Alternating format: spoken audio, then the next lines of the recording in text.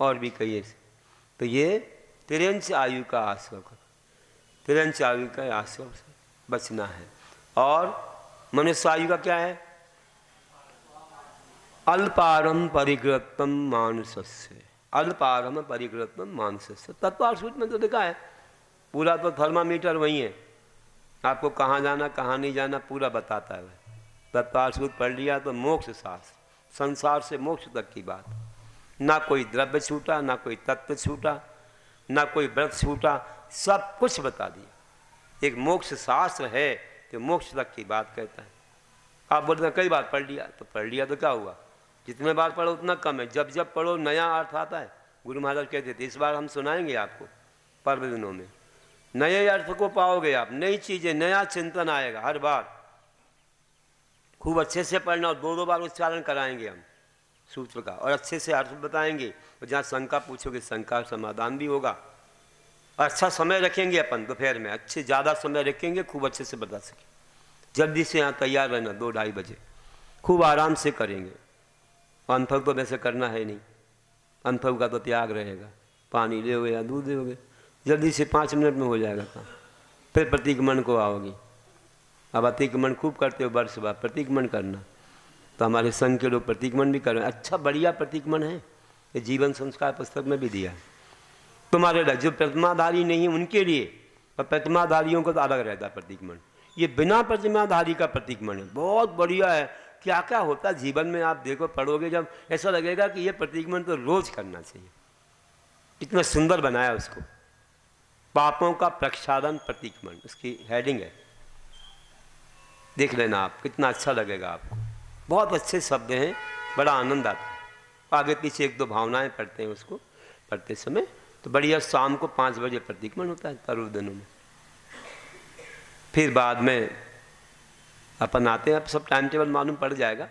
सुबह से शाम, सुबह ध्यान भी होता है।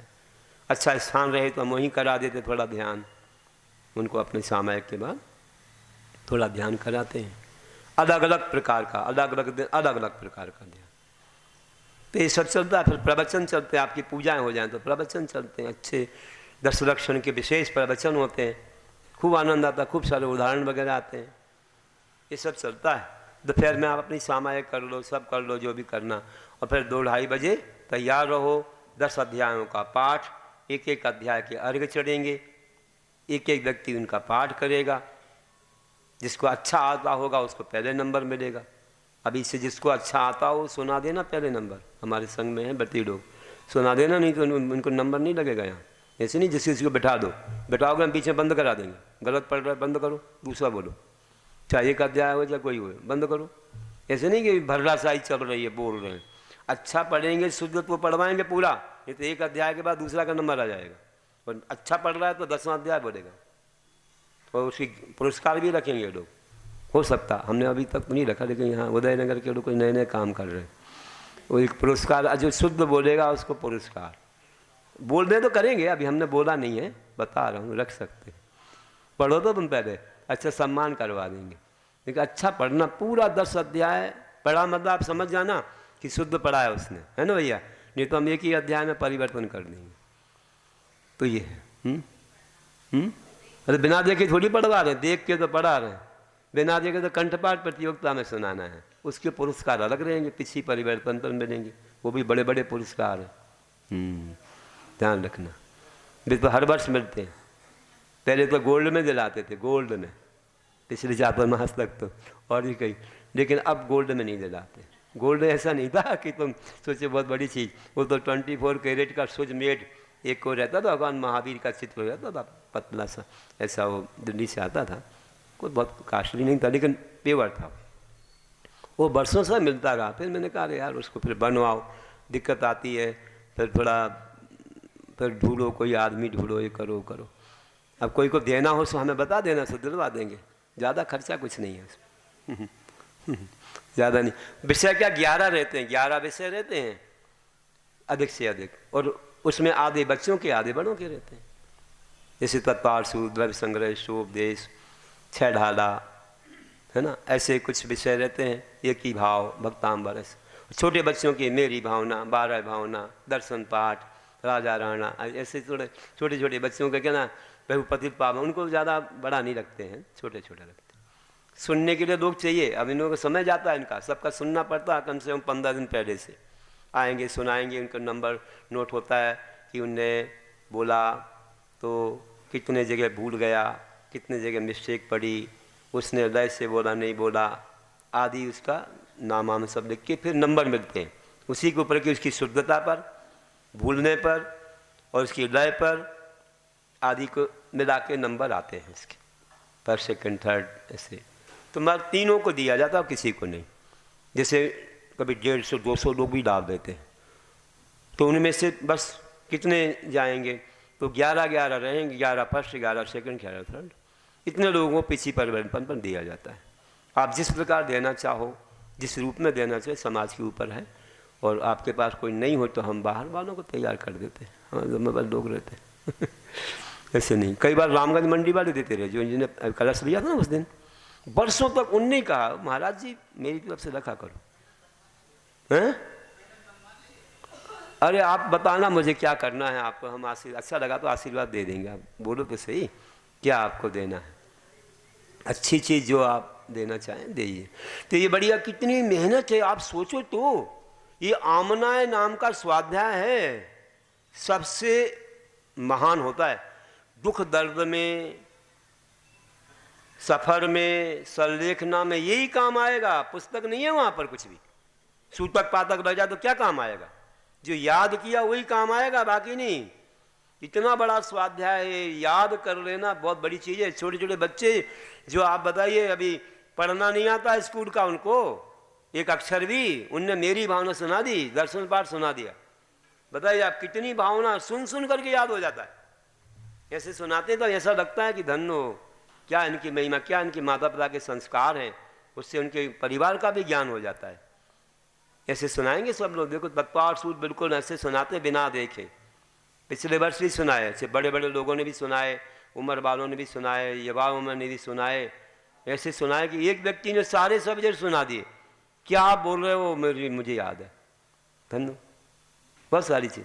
तो ये चीज़ आएगी, बहुत आइटम है, आपको बताते रहेंगे। एक ही जिन्हें बताएं तो ये कब पढ़ेंगे, दुकान में बहुत आइटम है।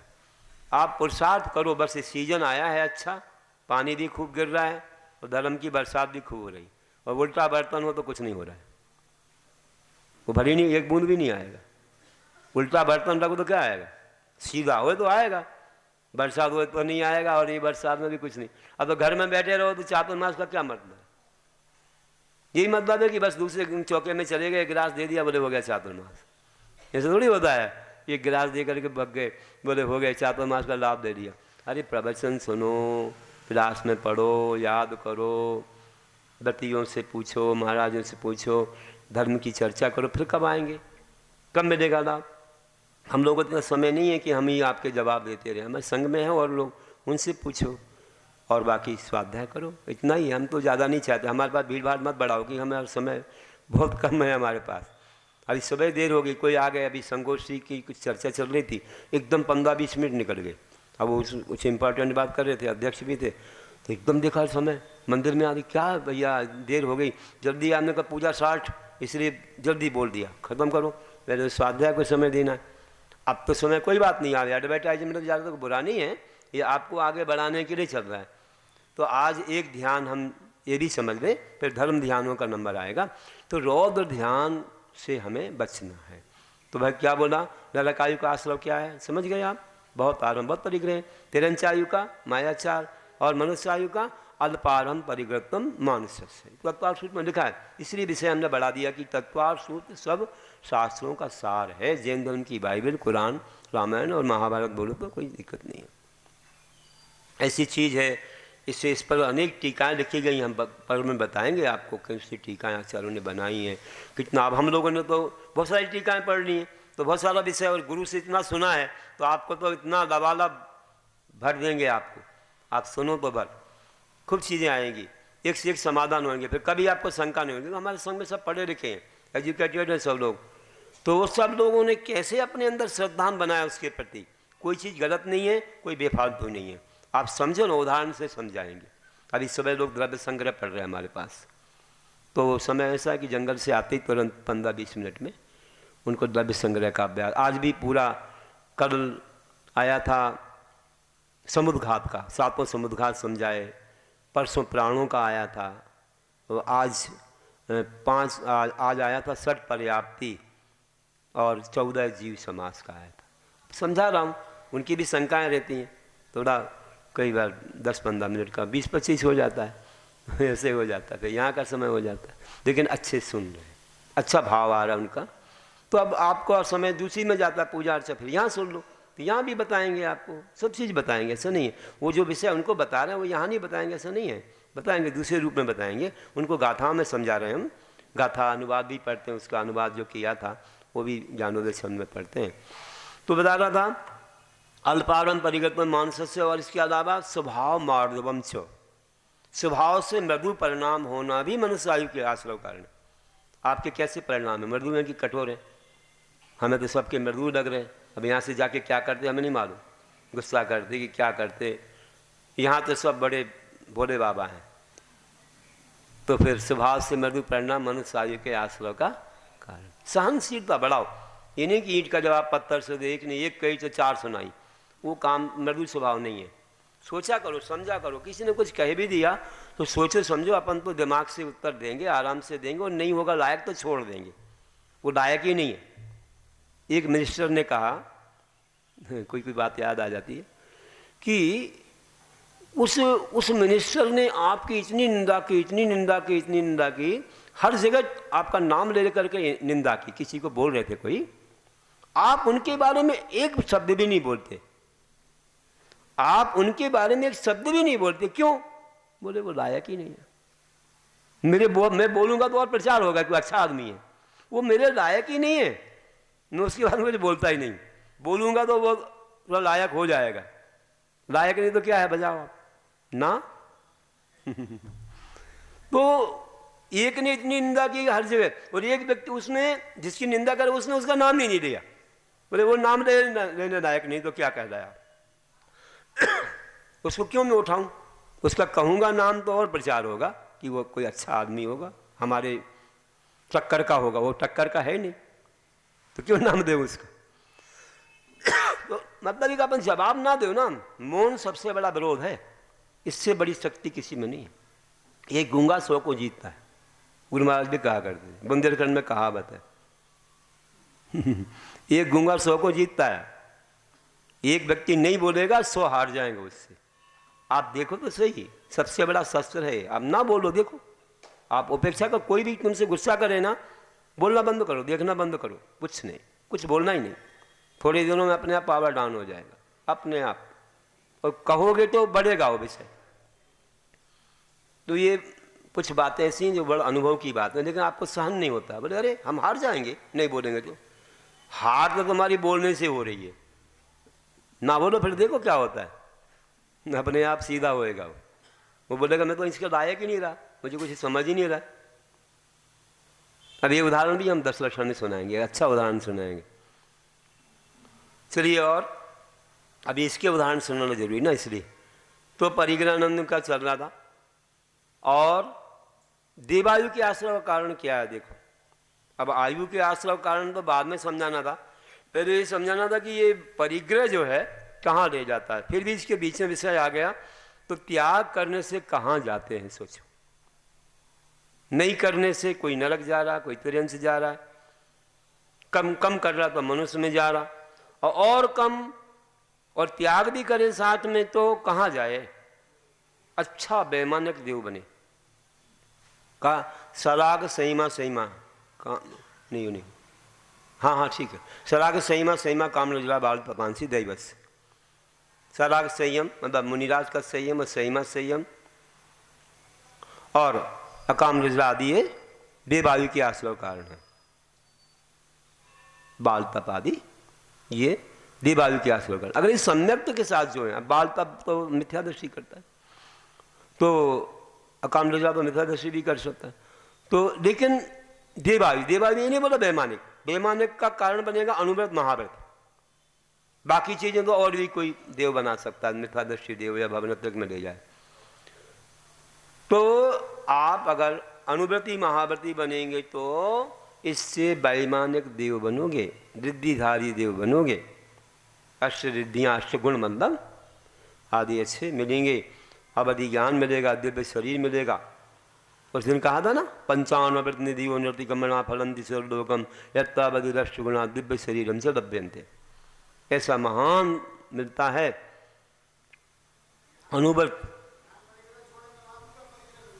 मिलेगा, लेकिन वो उसमें सम्यक दृष्टि है ना, और फिर वो जानता है कि किसका फल क्यों। और वहाँ तो क्या है, चाहे के बिना ही मिलता है, और वो रहता है वहाँ। लेकिन वह सम्यक दृष्टि सोचता है कि आयु पूरी हुई और यहाँ से जाऊँगा तो मैं चौथे काल में जन्म लेके संयम धारण करूँगा। ये सब कुछ नहीं है, तो बीच का स्टेशन है।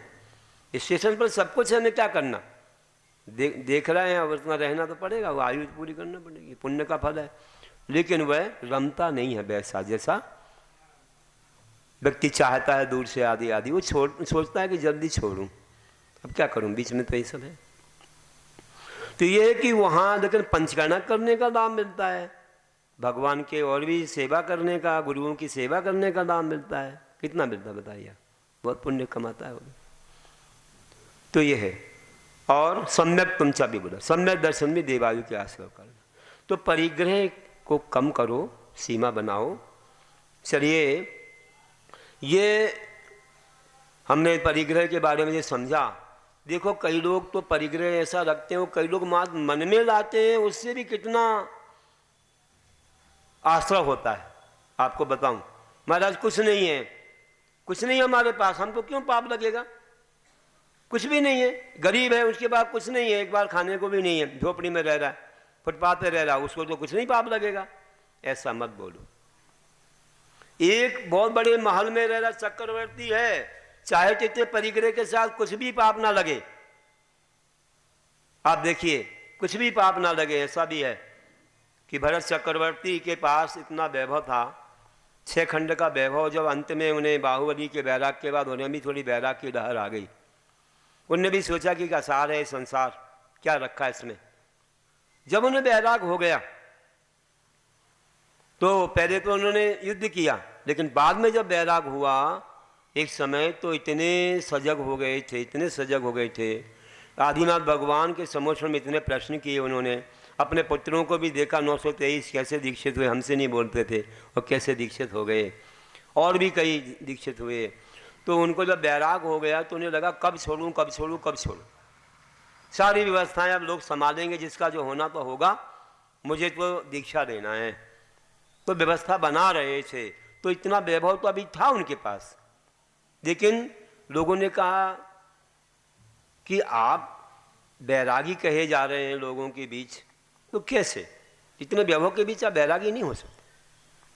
और जल पे भिन्न कमल है वाली बात हो रही थी, जल में रह के भी उससे भिन्न। और परीक्षा करने आ गया कोई, वो कहा कि आप कैसे बैरागी हैं, थोड़ा मुझे जानना है। तो उनने कहा चलो आ जाओ, आ जाओ, तुमको 56 प्रकार के पकवान तैयार हैं। 56 प्रकार के पकवान बनते ही थे, अब राजभवन है। मेरा तो मन नहीं करता, मैं तो कब खा देता हूँ, जो कुछ खा लिया बस छोड़ा, मेरा मन नहीं। लेकिन आज आपको सब कुछ खाना है, और सबका स्वाद भी मैं पूछूंगा कि आपको कैसा लगा, ये आपको कहना पड़ेगा। तो ठीक है, बता दूंगा, इसमें क्या है, बता दूंगा। तो बैठे, और बैठने के बाद कहा कि बस इतना ध्यान रखना आप, ज़्यादा कुछ नहीं। ऊपर देखो, आपके सिर पर एक तलवार झूम रही है, एक तलवार, खुली तलवार तुम्हारे सिर पर झूम रही है, और घोड़े के बाल से बंधी है, एक ही बाल से बंधी है, एक बाल से बंधी है, और तलवार तुम्हारे सिर पर झूम रही ऊपर। बस इतना ध्यान रखना, और तुम भोजन करो, करो भोजन। सब पकवान रख दिए, भोजन तो करना है पक्का, ऐसा नहीं है सबको चखरा है, लेकिन चखरा है सब, पूरे 56 प्रकार के पकवान चख लिए, खा लिए, जो भी जैसा भी खाना सब कुछ खाया। लेकिन बार बार ऊपर देखता रहा, मन कहाँ रहा उसका यहां नहीं रहा कि क्या क्या खा रहा हूं, कैसा है, क्या है, क्या स्वाद है। जब बाद में पूछा कि बताओ स्वाद, तो क्या बोलता है, आप क्या बोल रहे हैं, स्वाद के बारे में पूछ रहे हैं, मुझे तो जीवन पर संदेह हो रहा था एक एक पल, और मेरा मन वहाँ था कि तलवार कहीं मेरे सिर पर न गिर जाए, ऐसे घूम रही एक बाल से। हे भगवान, मेरा तो मन था कि जीवन न चला जाए, आप स्वाद की बात कर रहे हैं।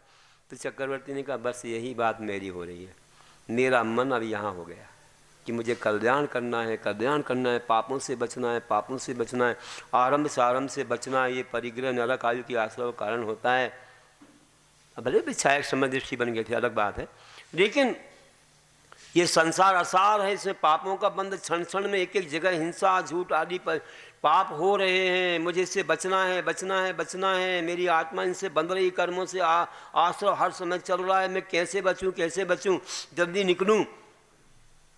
जब बैराग हो जाता है ना, जैसे हम लोगों को हो गया था बैराग, तो घर में ये लगता तो अरे ये पानी है, इसमें भी जीव, अरे ये गिरेगा, यहाँ भी हिंसा होगी, अरे यहाँ कुछ आरंभ होगा, अग्नि जलेगी, वहाँ भी हिंसा होगी, हर जगह हिंसा ही हिंसा दिख रही थी।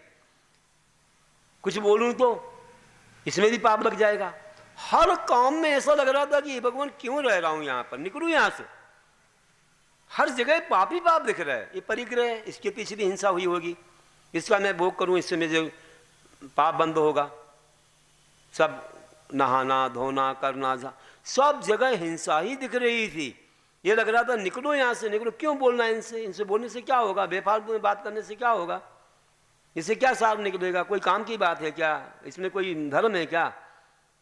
जहाँ देखो वहीं पाप दिख रहा था, और ऐसा लग रहा जल्दी निकलो निकलो। बैरागी को ऐसा लगता है, तो मन लगता नहीं घर में, कहीं किसी से पाप के क्षेत्र में बोलने में या व्यवहार में मन नहीं लगता, उसको ये लगता है कब जाऊँ गुरु के पास, कब जाऊँ मैं, तो बस वहाँ अपने आवश्यकों में रम जाऊँ, मुझे कुछ भी अच्छा नहीं लग रहा, क्योंकि यहाँ आश्रव ही आश्रव है। तो वही चक्रवर्ती की बात हुई, तो व्यक्ति बोला अब मैं समझ गया कि आपकी दृष्टि अपनी आत्मा पर है, भोगों में नहीं, जैसे मेरी दृष्टि तलवार पर थी, इन पर नहीं थी। आ गया समझ में। तो कह रहा हूँ कि इतने बड़े परिग्रह के बीच भी व्यक्ति पापों से बच सकता है, पूरे से तो नहीं बच सकता, क्योंकि त्याग नहीं किया तो अभी उसका पाप तो लगता रहेगा, भले नहीं भोग रहा है, लेकिन आपने छोड़ा भी तो नहीं है, ज़्यादा नहीं लगेगा, लेकिन ज़्यादा नहीं लगेगा। और जिस व्यक्ति का कुछ भी नहीं है उसको कुछ नहीं लगेगा, अरे मन से भी बहुत बड़ा पाप होता है। आप राघव मत तंदुलमच्छ की बात पर जानते हो, वो कहेंगे फिर बाद में और अच्छे से, अभी तो मुझे और दूसरा कहना है। एक उदाहरण ऐसा है जो आचार्य समन्वत स्वामी ने रत्नकंडक में दिया है कि एक व्यक्ति जो था व्यापारी, वो व्यापारी अच्छा खासा व्यापारी, और धीरे धीरे क्या हुआ कि कुछ कर्म आते हैं जीवन में, उतार चढ़ाव धूप छाँव के समान सुख दुख आते हैं, ऐसा सभी व्यक्ति हमेशा सुखी नहीं रहते। आप इसकी कोई गुमान मत करना कि मैं इतना बड़ा हूँ, क्या मानूँ कुछ समय रोड साफ हो जाओ, एक समय नहीं लगेगा, एकदम दिवालिया हो जाते हैं, कहाँ से क्या होता नहीं मालूम, का चोरी हो जाए कि क्या हो जाए, कुछ नहीं हो तो हम अपन चले जाए यहाँ से, हार्ट अटैक हो जाए, क्या हो जाए, कौन सी दुर्घटना घट जाए, किसको भरोसा। वो नहीं तो देखते देखते व्यक्ति कुछ नहीं, कंगाल हो जाते एकदम, क्या होता नहीं मालूम। तो ये हुआ कि वहाँ पर उसको घाटा लगा, इतना घाटा लगा कि अब तो कुछ भी नहीं रही पूंजी उसके पास, यहाँ तक के लोग उसके दुकान का सामान ले गए, उठा करके सब ले गए, और घर भी बिक गया, जमीन जायदाद सब बिक गई। और अब जब पेड़ हरा भरा हो तो ठीक है, और पीला पड़ गया तो ना पत्ते और ना फूल ना फल, तो कौन पक्षी बैठेगा, सब भाग जाएंगे, वहीं बैठेंगे जहाँ हरा भरा हो। तो घर की पत्नी कहीं गई, बेटे कहीं गए, बच्चे कहीं गए, सब चले गए। जब खाने को नहीं है तो क्या रहो यहाँ, अपने अपने राशन पानी को अपने अपने रास्ता देख लेते हैं। वो व्यक्ति वहाँ से निकल गया, अब घर ही नहीं रहा तो कहाँ जाए, गया वो जाकर के बस भिक्षा ही एक चारा रहा उसके लिए, और जाता है तो भिक्षा मांगता है। उसके कर्म में देखो क्या कैसा था, और भिक्षा मांगता है। और एक जगह गया तो एक गांव में अच्छी दो डेयरी बोलते ना, बहुत बार गायें भैंसें वगैरह थी, तो उसको भिक्षा मिलती थी, और कभी दूध वगैरह मिलता, कभी छाछ मिल जाए। छाछ ज़्यादा देते थे लोग, छाछ तो फ्री में आती थी पहले, अच्छी छाछ, पहले इसका मूल्य नहीं था, घर घर में खूब दही वगैरह खूब होता था, घी, तो ले जाओ भैया मोहल्ले के लोग खूब भर भर के ले जाते थे, इसका कोई पैसा नहीं लगता था। इतनी बढ़िया छाछ थी। अब उसके बाल बड़े बड़े हो गए थे, मूछें बड़ी बड़ी। अब वो छाछ पिए तो मूछों में लग जाए, नवनीत लग जाए, अच्छा, जिससे घी निकलता है। उसमें ये तो इतनी अच्छी चीज़ लगती है, देखा अरे बढ़िया, बड़े काम की चीज़ है। तो उसने एक झोपड़ी बनाई और बना करके बस वहाँ पर बस एक बर्तन में उसको इकट्ठा करता चला गया, और उसने इकट्ठा करके धीरे गर्म किया तो घी निकला। तो एक अच्छे घट में उसने घी रखा और सीके से बांध दिया, और नीचे रहता था एक खाट वगैरह मिल गई, बस पर लेटा रहता। ठंडी लगती थी, कोई रजाई वगैरह कुछ नहीं थी, अब बेकारी बेकारी है। तो बस वो सोच रहा था कि घी तो हो गया, अब घी धीरे धीरे वो घड़ा भर गया। अब ठंडी आ गई तो बहुत ठंडी लगती थी, रात में वो आग जलाता था, थोड़ी सी गर्मी आ जाए तो दरवाजे के पास ही आग रहती और लेटा रहता, थोड़ी नींद लग जाती थी नींद। लेकिन एक दिन स्वप्न देख रहा था, पहले तो सोच ही रहा था कि ये घी अगर बेचूंगा मैं तो बेच करके कोई बकरी खरीदूंगा, फिर बकरी का दूध भी बिके, 2-4 बकरी, फिर बार गाय भैंस खरीदूंगा। धीरे धीरे क्या होगा, एक अच्छा डेयरी फार्म हो जाएगा, फिर और बढ़ेगा तो अच्छा घर बना लूँगा, फिर और बढ़ेगा तो और बड़ा बड़ा व्यापार करूँगा। करते करते इतना बड़ा व्यापार करूँगा कि इस गांव के लोग मुझे गांव का मुखिया बना देंगे। फिर धीरे धीरे क्या करूँगा, और आगे बढ़ाते बढ़ाते धीरे धीरे फिर तो मैं प्रदेश का प्रमुख हो जाऊँगा, फिर मुझे लोग राजा ही बना देंगे।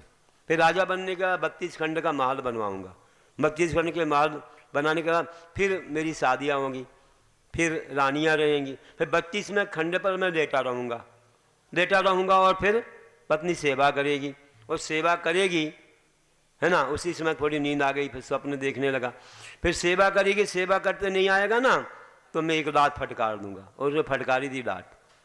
तो ध्यान ही नहीं रहा कि ऊपर घट है, और घट जो है लात लगने से गिरा और गिर करके आग पर पड़ा, और वहाँ पर ऐसी आग लगी कि पूरी झोपड़ी चिता बन गई, निकल ही नहीं पाया वहाँ से एकदम, और बस उसी में वो जल करके भस्म हो गया। बताइए, जिसके पास कुछ भी नहीं था उसको कुछ नहीं, क्या मिला उसको, बताओ क्या मिला?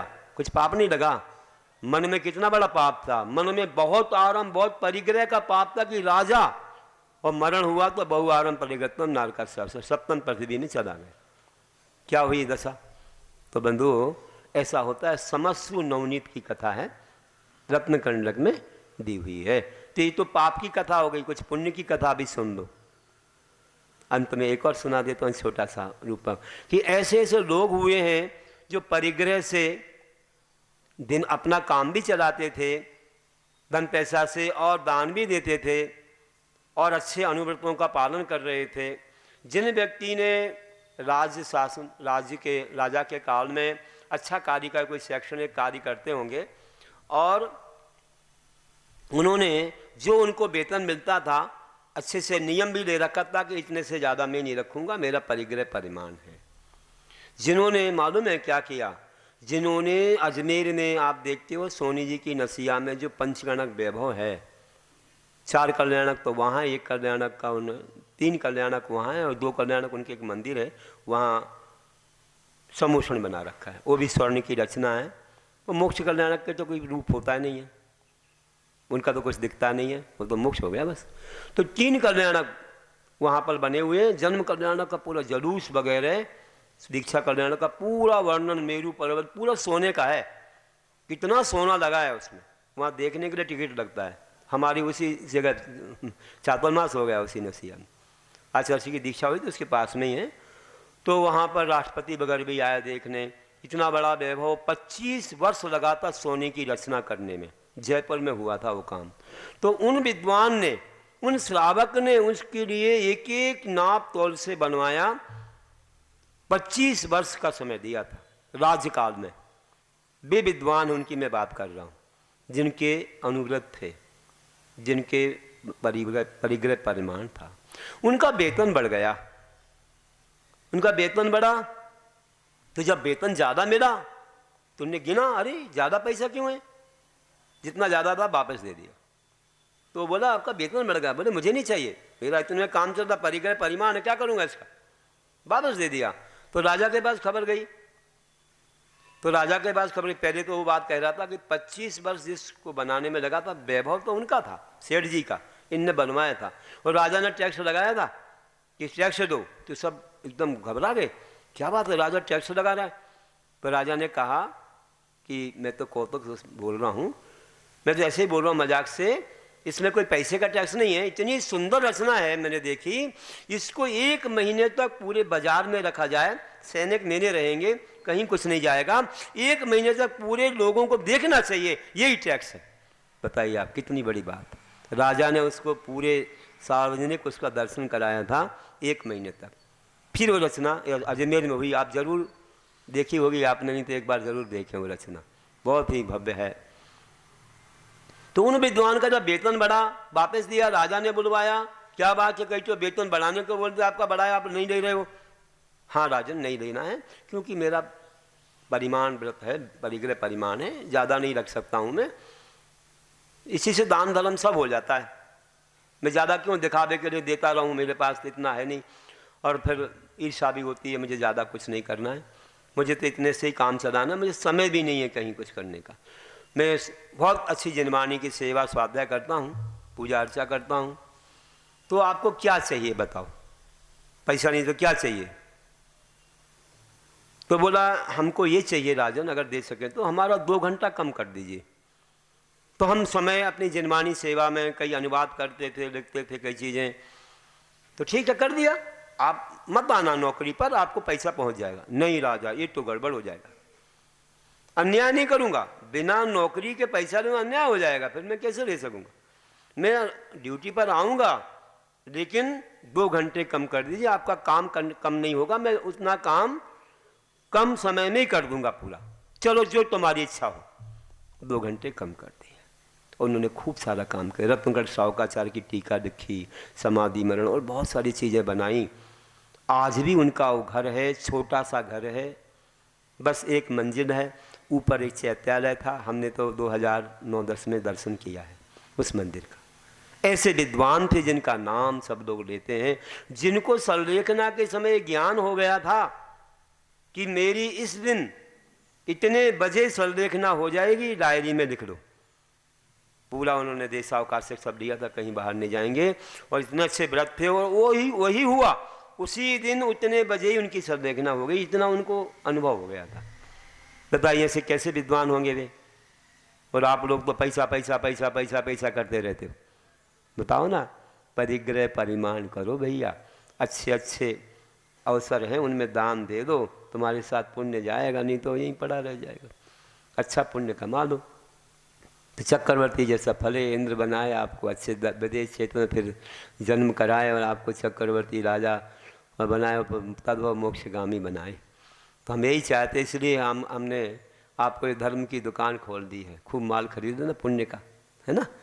तो देखिए कैसे महान थे व्यक्ति, उनका नाम क्या था, उनका नाम था सदा सुखदास जी। सदा सुखदास जी का नाम सुना होगा, रत्नगढ़ शावकाचार्य की टीका मिलती है उनकी, और भी कई चीज़ें। ऐसे विद्वान थे, उनके उदाहरण को सुन के ऐसा लगता है कि धन्य हो हम लोग, कैसे महान बने। तो बस अपना हो रहा है, एक पद ये पढ़ दूँ, फिर धर्म ध्यान का वर्णन आएगा कि प्रथम 5 गुण ध्यान तक सभी रौद्र हों ध्यान, समकृत अनुव्रत हों जहाँ तीव्र रौद्र ना जान। सम्य दर्शन व्रत आ जाए ना तो उसमें परिग्रह परमाण हो जाता है, या श्रद्धा समीचीन होती तो वह प्रसन्न संवेग अनुकंपा आस्तिक रखता है, तो उसके जो आत्मरोध ध्यान तीव्र नहीं होते हैं, ये जान लेना। अब इसके बाद धर्म ध्यान का वर्णन आएगा, तो वो भी अपन सुनेंगे कि कैसे धर्म ध्यान प्रारंभ होते हैं, इनको हम लोग कैसे अपने जीवन को महान बनाने के लिए उपयोग करें। तो अब कल तो मोक्ष सप्तमी है, कल ही ना भैया, हैं कल आ गई, तो अपन वो मनाएंगे। इसके पहले और कुछ आपको 4 लाइनें पढ़ता हूँ कि सदा परिग्रहों की आशा में लीन रहे यह मन जानो, भोगों के ही संरक्षण में रौद्र ध्यान होता मानो। नहीं परिग्रह की आशा जब मन पवित्र है हो जाता, चिंताओं का भार दूर हो जीवन शांति में भाता, चिंताओं का भार दूर हो जीवन शांति में भाता। बोलिए महावीर भगवान की, पार्श्वनाथ भगवान की, कल करेंगे आप शिखर जी का दर्शन। आज पूरे दिन चलेगी यहाँ शिखर जी की रचना और आप देखेंगे उसके सामने महामंडल विधान। अब कल होगा संवेद शिखर महामंडल विधान, जिसमें सब टोंगों से कितने मुनीश्वर कोटि कोटि मोक्ष गए हैं। आप लाभ ले लेना, कल बैठने की जगह कम पड़ेगी, जो जल्दी आएगा उसको आगे, जो बाद में आएगा आगे ना बैठे। हाँ, नहीं तो गड़बड़ कर भीड़ भाड़ पीछे तक है, आपको पीछे बैठने मिलेगा। शिखर जी का दर्शन और अच्छे से यहाँ बिल्कुल करेक्ट 6:30 बजे अभिषेक, शांति धारा, नित्य पूजा संगीतमय होगी। क्यों ना भैया, अब आपकी बात मैं कह दे रहा हूँ, तुम बहुत धीरे धीरे कहते हो ना, देर लगती तब तक उठ के भग जाते, तो हम पहले ही कह दे रहे। तो ये बढ़िया होगा, सब आपको समाचार सबके घर में पहुँच जाएगा। आजकल बहुत सारे उपाय हैं, पहुँच भी गया होगा, पहुँच गया है, देखो पहुँचा दिया है, यहाँ से सबके यहाँ पहुँच गया है। हाँ, कल ठीक 6:30 बजे होगा। और कल मोक्ष सप्तमी के जो कि पुण्यार्जक हैं, सिर्फ श्रावका श्रेष्ठी श्रीमती मोतीबाई जी, डिम्पल भैया, जितेंद्र जी, आशा जी, जैन, अमन जी, ध्रुव जी, समस्त परिवार जो कि कल मोक्ष सप्तमी के कार्यक्रम के पुण्यार्जक हैं, वो भी समय पे आ जाएं। ठीक 6:30 बजे से यहाँ मांगलिक क्रियाएं होंगी, जैसे आचार्य भगवान ने हम सबको बताया। ठीक 6:30 बजे श्री जी का अभिषेक, शांति धारा, पूजन और सम्मेद शिखर जी विधान पांडाल में ही होगा, सम्मेद शिखर विधान। और उसके पश्चात जब 8:30 बजने वाले होंगे तो पूज्य आचार्य भगवान के सानिध्य में मोक्ष कल्याणक महोत्सव मनाया जाएगा। निर्वाण लाडू आपके सानिध्य में ही चढ़ेगा। निर्वाण लाडू सजाओ प्रतियोगिता भी रखी है, जिसमें निर्वाण लाडू के जो सौभाग्य भी जिसको प्राप्त करना है वो कल अपना मन बना के आए और निर्वाण लाडू चढ़ाने का सौभाग्य भी अपने नाम से अंकित करा लें, ऐसा मन बना के आए। पारितोषक भी रखा गया है। महिला महासमिति की तरफ से 6 पुरस्कार और 2 संतावना पुरस्कार रखे गए हैं। वो भी व्हाट्सएप पे समस्त सूचनाएं उदयनगर जैन समाज के ग्रुप पर व्यवस्थित जा रही हैं, जिसमें धर्म प्रभावना की सभी चीजें डाली जा रही हैं। आप जरूर देखें और जरूर आएं। एक प्रमुख लाडू तो चढ़ाएंगे जिन पुण्यार्जक हैं, जो बाकी लाडुओं को लेने के लिए अपने भाव भी आप बना सकते हो, आपको भी उसका पुण्य मिल सकता है। ठीक है ना। बाकी पुरस्कार तो लाडू बनाने वालों को मिल ही जाएगा। शांतोना पुरस्कार सभी के लिए रहेंगे जो लाडू बना के लाएंगे, और बाकी लाडू चढ़ाएंगे उसके पुण्यार्जक लोग। ठीक है जी, जी भगवान। हाँ बोलिए। जावानी के जानते सूझे लोकालोक, सोवाणी मस्तक नमो सदा देत हो लोक। हे जिन वाणी भारती तो जपो